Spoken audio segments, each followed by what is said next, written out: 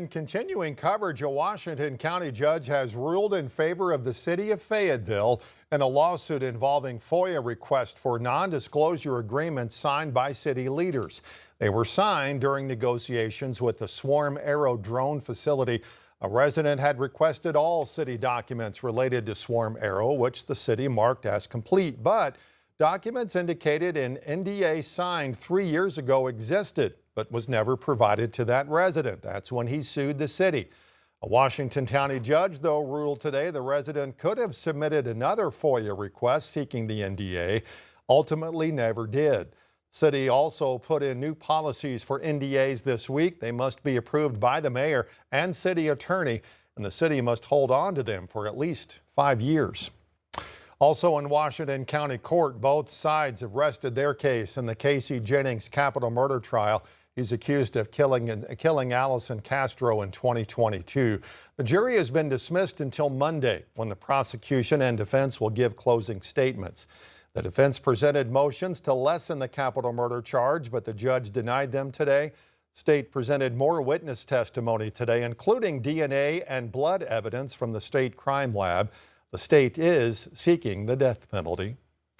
In the Middle East, oil tankers began moving through the Strait of Hormuz again as the U.S. lifted its more than 2-month-long blockade of Iranian ports.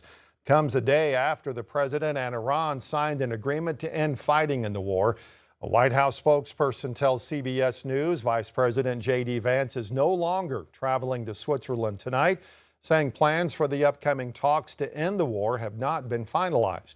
There's been a lot of talk on the 14-point agreement, especially a $300 billion reconstruction fund for Iran.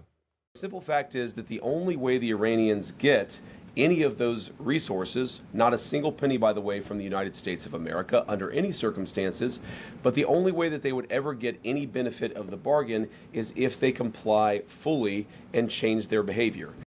But Capitol Hill remains divided on whether the deal is good for the U.S. Some senators say they support giving diplomacy a chance, while others saying the deal favors Iran too much. Arkansas Senator Tom Cotton also says he has concerns, but says the president does deserve some credit. I do have concerns that certain aspects of this deal might be a step in the wrong direction. But again, President Trump deserves credit for making Iran weaker than it's been in decades. I just hope that we don't squander the leverage that we've built through these military strikes and allow Iran to get back up off the mat.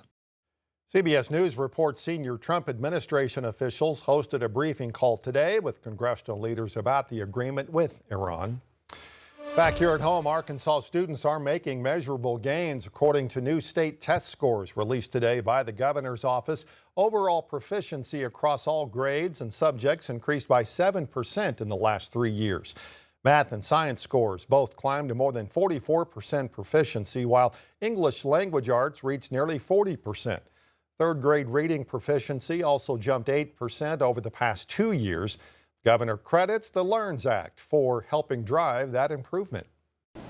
But Arkansas is solving the problem with LEARNS, not just delivering the education we promised to our kids, but also creating a conservative blueprint for all of America.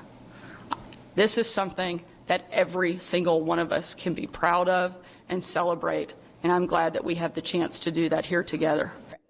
Districts across Arkansas now able to view their Atlas testing results and can determine what their next steps will be with the LEARNS Act. Meanwhile, we learned today how schools are working to figure out how artificial intelligence fits into the classroom. Fayetteville Public Schools has a 9-page AI plan saying the technology should support and enhance education, not replace teachers. The plan lays out guidance for students, staff, and families, including rules against using AI to cheat, plagiarize, or bypass learning. In Siloam Springs, district leaders say students need to know how to use AI responsibly. AI is everywhere, so if we don't get students familiar with it and able to navigate it in an effective way, then the world that they're going into, we're doing them a disservice, because AI is going to be there. We just have to be able to teach them how to navigate it in the best way possible. Springdale Public Schools says its technology director has been leading an AI task force over the past school year. New tonight at 10, a group of local college students opening Fayetteville's first free thrift store. After months of hosting pop-up events, they are now opening a permanent storefront where people can shop for free. 5 News reporter Jada Daniels shows us why organizers say it's about more than just clothing. At a time when many families are feeling the impact of rising costs, these college students are working to make sure one less thing stands in the way of making ends meet. And what started as a pop-up shop has grown into Fayetteville's first free thrift store. I'm a college student. I don't have a lot of money. So even for me, thrift stores were getting too expensive. So it's like I saw a problem in my life and this is a solution for me, and it's also a solution for many other people. They're hoping to extend that support to others in the community, from clothes to household essentials. Those who shop can pick from a range of items, all at no cost. But Rachel Cox, secretary and treasurer, says the experience is about more than providing clothes. I think this is nice because you give those people the dignity to shop in an actual store and able to find things that they don't really have, that people don't think are necessary goods but make you feel good. Like we have jewelry and things like that. So it might not be a necessity in most people's eyes, but it's still good for people's souls, I would say. Cox tells me the store will offer more than items on its shelf. In the months ahead, they plan to host workshops and other events. We'll have a free creative space in the back here where we'll have free art supplies, a sewing machine, and then we'll also do monthly workshops. Grand opening is set for Saturday from 12 p.m. until 7 p.m. And organizers say they plan to continue accepting donations and expanding their program to meet community needs.